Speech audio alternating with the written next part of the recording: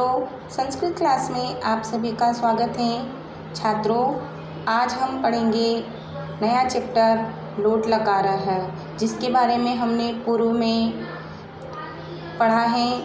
इसके धातु रूप भी पढ़े हैं तथा इनके प्रत्यय चिन्ह के बारे में भी हमने पूर्ण जानकारी ली है। लीजिए, आज हम इसी पर डिपेंड हम चैप्टर पढ़ने जा रहे हैं। तो लोट लकार का प्रयोग प्रायः आज्ञा देने के लिए किया जाता है। तो इसके कुछ वाक्य हैं, जानते हम कि फलानी आनय। इसका अर्थ होता है फलानी है ना, बहुत से फल, बहुवचन का शब्द है ये। आनय और यानी लाओ, यानी फल लाओ। कक्षायाः बहिः मा गच्छ। कक्षायाः षष्ठी विभक्ति का शब्द है, कक्षा के, और बहिः बाहर, मायन मत गच्छ न जाओ, कक्षा के बाहर मत जाओ। तो एक प्रकार से यह आज्ञा दी गई है। तो जब आज्ञा दी जाती है तब लोट लकार के प्रत्यय का प्रयोग किया जाता है, जैसा कि यहाँ पर इसमें दिया गया है। यह गच्छ शब्द में आज्ञा वाली धातु है ये, जाओ, आनय, लाओ। तो यह जो है यह आज्ञार्थ काल का प्रयोग किया गया है। इस धातु के द्वारा हमें आज्ञा दी गई है। तो चलिए छात्रों, हम शुरू करते हैं अब हमारे लोट लकार के प्रत्यय चिन्ह। लोट लकार के प्रत्यय हैं एक वचन में तू, ताम, अंतु। ये तू जो है यह प्रथम पुरुष एक वचन का प्रत्यय है, ताम द्विवचन का प्रत्यय है, और अंतु यह बहुवचन का प्रत्यय चिन्ह है। तो इस प्रकार से हमारे प्रत्यय चिन्ह हो गए हैं ये तू, ताम, अंतु, प्रथम पुरुष तीनों वचन के। अब हम देखते हैं मध्यम पुरुष, और मध्यम पुरुष में है कुछ नहीं, सिर्फ इसमें धातु जो होती है वह जोगी त्यों रखी जाती है। तो ये है अ, तम, अत, आनी, आव, आम। तो छात्रों, यदि हमने इसके ऊपर धातु लगाई है तो हम लगाएंगे इसको। मान लीजिए हमने कोई पठ धातु ली है, तो पठ से पहले हमने इस प्रत्यय चिन्ह से पहले हमने पठ लगाया, तो हमारा यह बन गया है पठतु। पठताम और पठंतु। मध्यम पुरुष में हमने पठ धातु लिए, इसके आगे लगाया हमने पठ, तो ये बन गया अ, इसमें जुड़ जाएगा पठ, पठतम, पठत, पठानी, पठाव, पठाम। छात्रों, इसके बारे में मैंने आपको पहले अच्छी तरह से धातु रूप समझाए हैं, तो मैं सोचती हूँ आपको यह समझ में आया होगा। अब हम पढ़ते हैं छात्रों यह पाठ का अनुवाद। छात्राः कक्षायां प्रविशन्ति।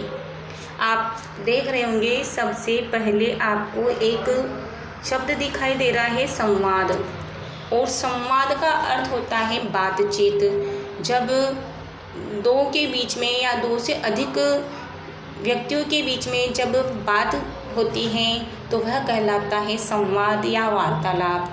तो यह भी संवाद पाठ है।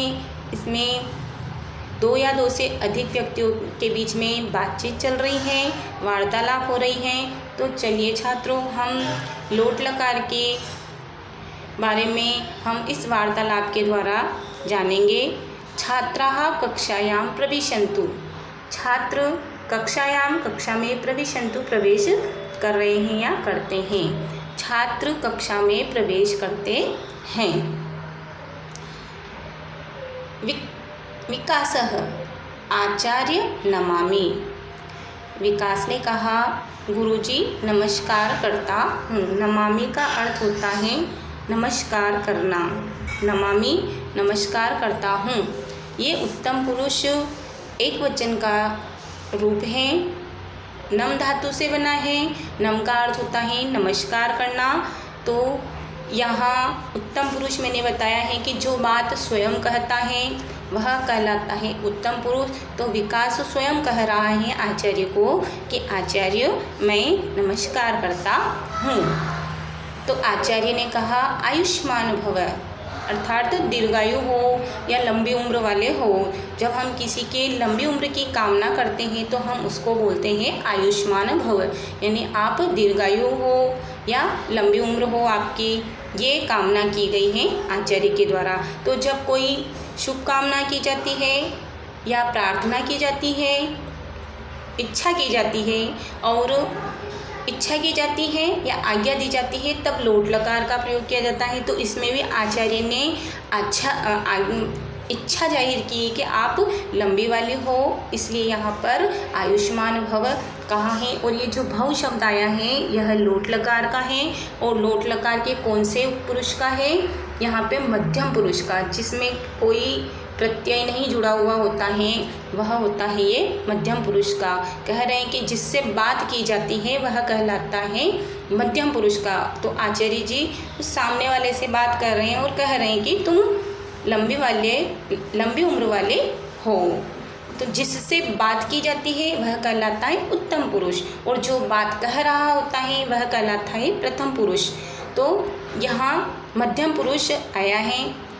रचना और अर्चना दोनों। आचार्य आवाम नमावह, और यहाँ पर ये रचना और अर्चना दोनों कह रही है आचार्य की गुरुजी आवाम का अर्थ होता है हम दोनों, और नमामह नमस्कार करते हैं कि हम दोनों नमस्कार करते हैं। यह उत्तम पुरुष द्विवचन का रूप है, नम धातु से बना है। आचार्य ने कहा चिरम जीवितम, अर्थात लंबे समय तक जीवित रहो, जियो, ऐसी कामना की गई है। तो जब इच्छा की जाती है तब भी वही तो कहा है कि लंबी उम्र तक जियो या लंबे समय तक जीवित रहो।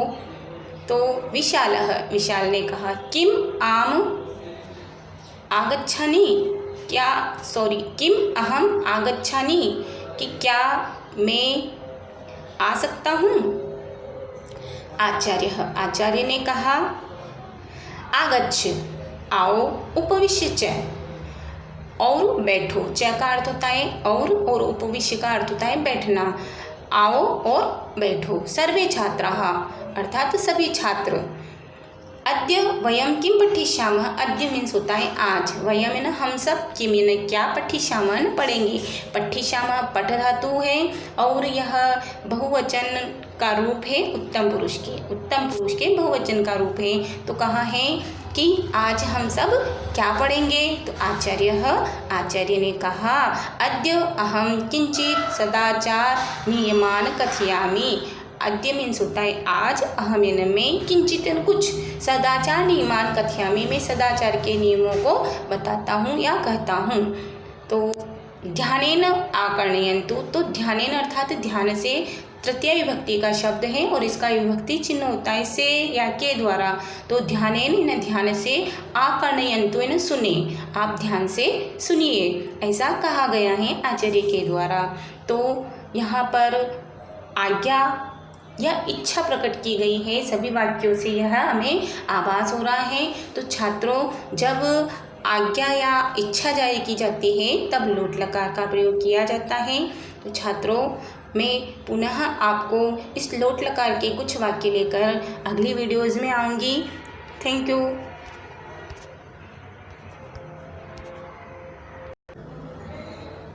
राजू के आगे आ गए आ गए क्या? शरीर ने क्या